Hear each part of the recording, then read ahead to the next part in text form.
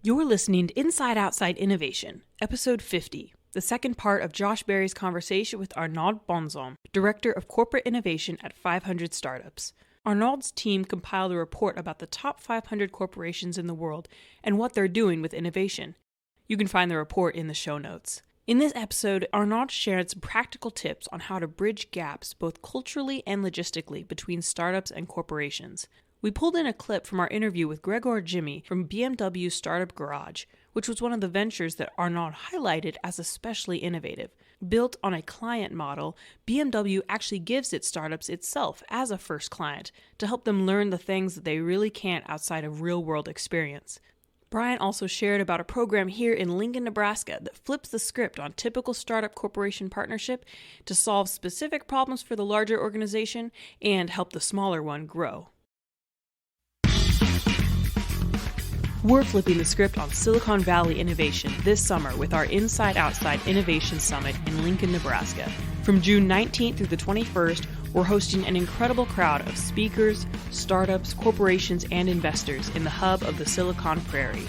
Find out how to shake up your field from fintech to agtech with speakers like Simone Ahuja with Blood Orange, Janice Frazier with Bionic, and Paul Singh with Results Junkies. To become a corporate sponsor, apply for the $1,000 Startup Pitch Contest, or buy a ticket, visit theiosummit.com. Now, let's get started.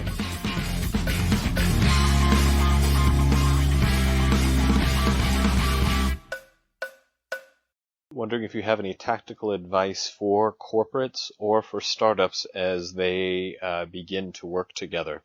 I know many times when we talk to startup founders or entrepreneurs, every once in a while you come across startups who are a little bit wary and leery of corporates who are wanting to work with them. You know, maybe they just want to take my IP or it's going to be really bureaucratic and a lot of red tape and it's just going to suck up all of my time trying to work with these corporates.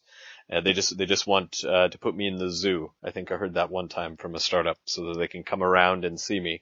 And then on the corporate side of things, we hear some other complaints, well, these people aren't really that far along. They're not big enough for me to care yet.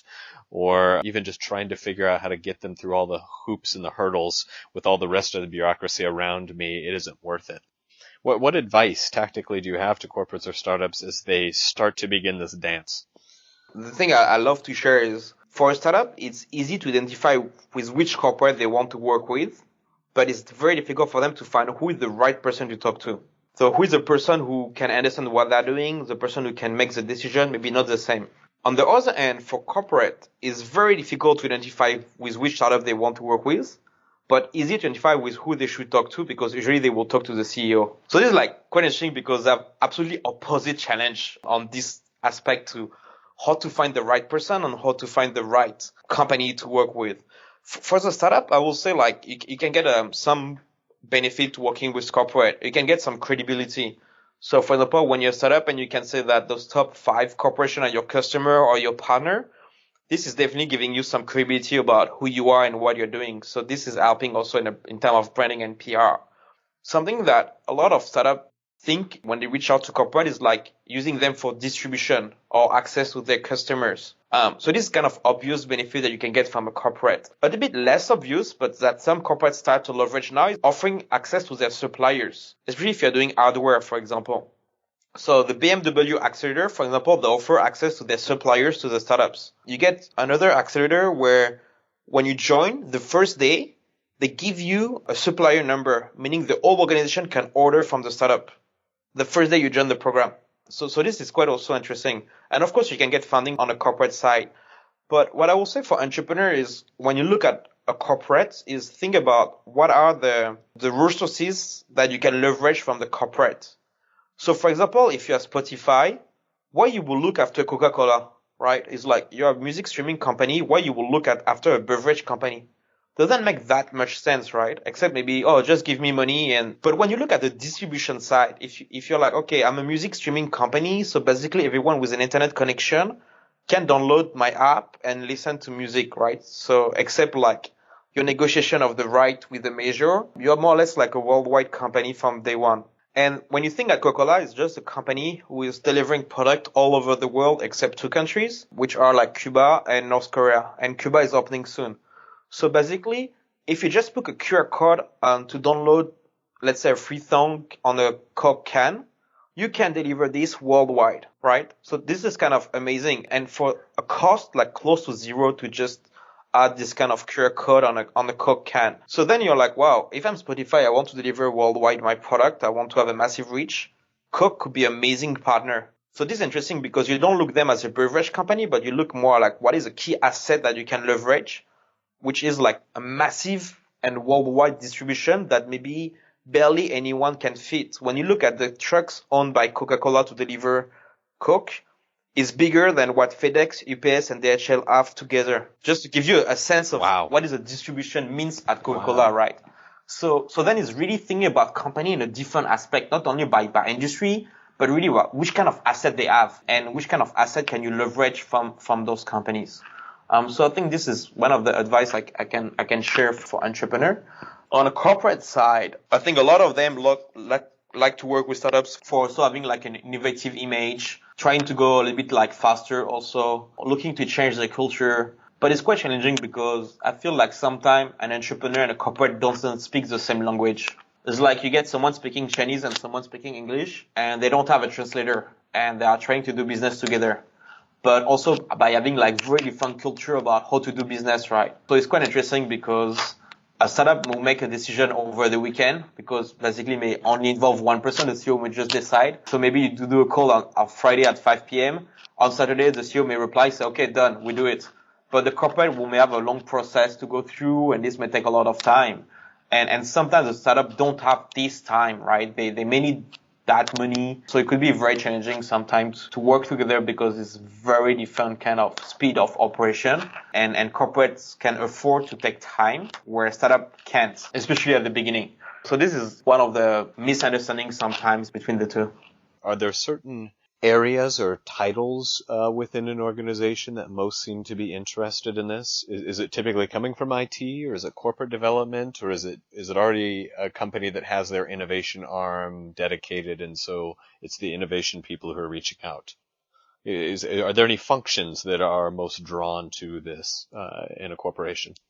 Well, it's a bit similar that you want to get a job, you can talk to the HR, because they may be the one having the biggest overview about what are the needs across the whole company. So this is kind of the innovation team. They will be the guy having a pretty good view about what is happening across all the company.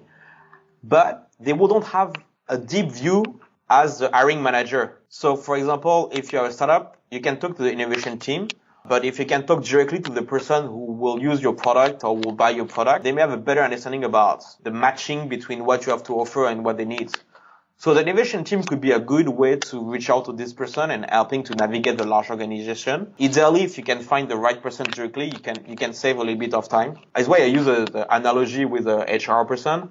It's a bit the same thing. When you're looking for a job, you can talk to the HR or you can talk to the hiring manager. Two different kind of interaction you can get. So yeah, of course, then the corp dev team is really more like the M&A team. You get in some organization the corporate digital officer, who could be also the person looking also to work with startups. So this is the case in some very large organization. I have like few people having this title. And sometimes you can get also some funny title, even if in some large corporation, about people working with startups. But I would say usually it's more people also that you met at startup events from corporate will be the one anyway working with startups. So you can look after those events, who is speaking and who could be a good fit. So this is quite an easy way to identify the person. Then the change for a startup is you get the person who could be the champion, helping to get you reaching the right person, but maybe not the one really making the decision or being sure like this is the right fit. So the change for the startup is like you still may need to talk to 2 or 3 different people at least in the organization. When you have reached the right people, it's still like 2 or 3, maybe more the time you find those 2 or 3 people you should talk to. So this is a challenge for a startup. It really takes time and you really need to identify the right person. So this is quite challenging. Maybe one thing I can add is just maybe to give a quick overview about what is happening between those 262 companies who are working with startups. What we found is the number one thing and far beyond the number 2 that what corporate are doing is a corporate venture arm. So from the one who are working with startups is 62.6% of them doing a corporate venture arm. And this is followed by a startup competition is only 29% of them. And then you have accelerator and incubator for 24.4%. But the accelerator and incubator, I think we'll see across the years if this stay or not. We heard a lot of openings. I know some of them already closed, where we get definitely way less press coverage for that. But I think it's quite challenging, and especially because maybe people didn't realize that this may take like 7 to 10 years to pay off. Yeah. They go into it with a 3 to 5 year budget or Yes. so, and then they invest in pre-seed stage work. So this is one of the challenges. The second challenge is the average tenure of the CEO on the large company, maybe 5 to 7 years in the US. So basically, this may pay off for the next CEO. So which is maybe too early now to have this kind of strategy. I think people understand that for R&D, that this may take a long time to pay off. I think for the corporate engagement, they may still expect something like a little bit faster than R&D. So maybe not willing to invest now for the next person. So sometimes you get some CEO who are very focused on doing these kind of things, but which it can rare in a way. I feel like the one who are doing very long-term strategy, usually the founders who are still in charge of the company, like for example, Google, or when you get more like a visionary CEO who join later, like what we mentioned a little bit on the report about DBS, which is quite interesting because you are talking about a bank, which is not necessarily like the easiest company to move. And also DBS was a state-owned bank. So you get a mix between old business who barely changed for the last 400 to 600 years and formerly part of the government. So not the easiest thing to move, but now Piyush Gupta with the CEO is doing a lot of initiative to have this moving forward. So what we saw also is a lot of corporates doing things, and things which are working is especially when you get a top-down approach where you really get the CEO pushing hard to have those kind of things happen.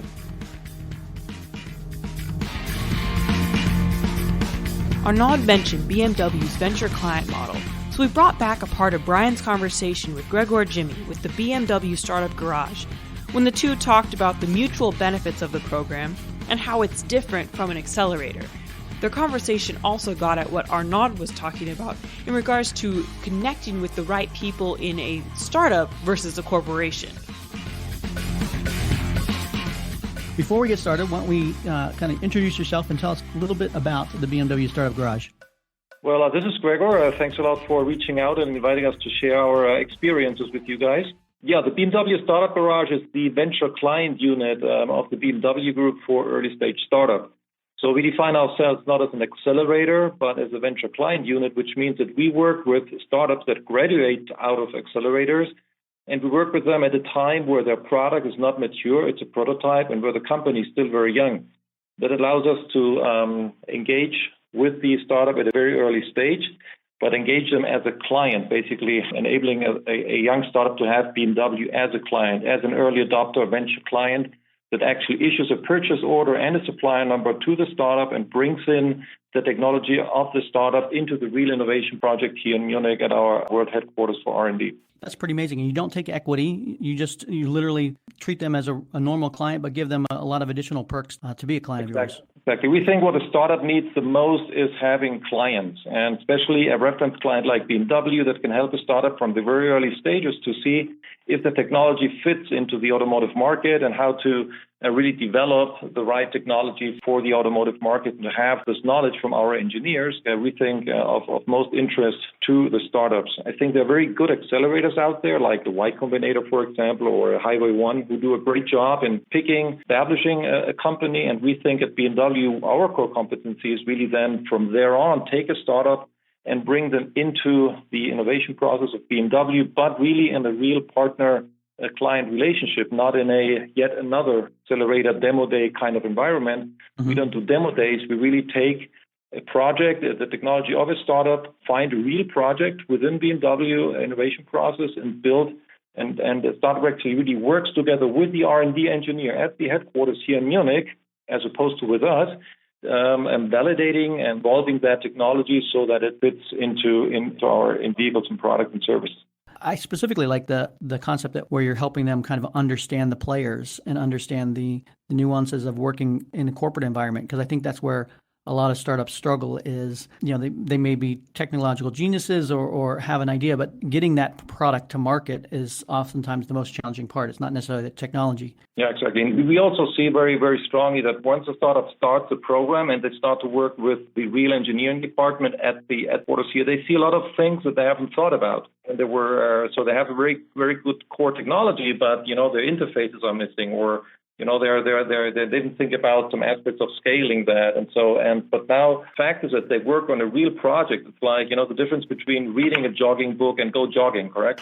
Right. I mean, they actually go jogging and they see, oh my God, going up this hill is more difficult than I thought, and I better take some water with me or something. So there are all those learnings that come with the process that are just much more realistic than sitting in a corporate accelerator, which, by the way, they already gone through an accelerator. So why should they go to another accelerator, correct? Or why should we compete against an independent accelerator if really what the startup needs is a client at an early stage as opposed to a corporate accelerator? I agree. Is one thing that we do here in Nebraska. We have a program we call it Jumpstart Challenge. And what we do is go out, it's in conjunction with the local Chamber of Commerce, and they go and find 1 or 2 or 3 corporations that are facing specific industry challenge problems. And then they have a pitch competition, almost like a reverse pitch, where the corporation will say, hey, we're trying to solve this particular issue in our industry.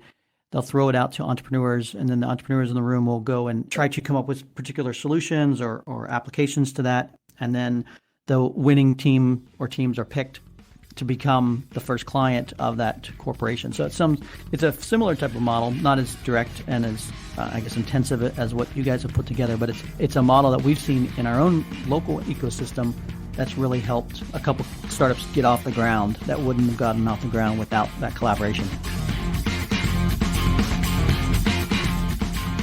That wraps up this episode of Inside Outside Innovation. Thanks for listening. You can reach out to Arnaud on LinkedIn or at 500.co. Reach out to us on Twitter at the IO Podcast and stay up to date on summit developments at the IO Summit on Twitter and theiosummit.com. I bet you've used an Uber in the past 2 months. If you think we're just as cool as Larry and the Kia Soul playing Aerosmith on repeat, drop us a 5-star on iTunes so we can keep sharing insights that just might help create the next Uber. Until next time, go out and innovate.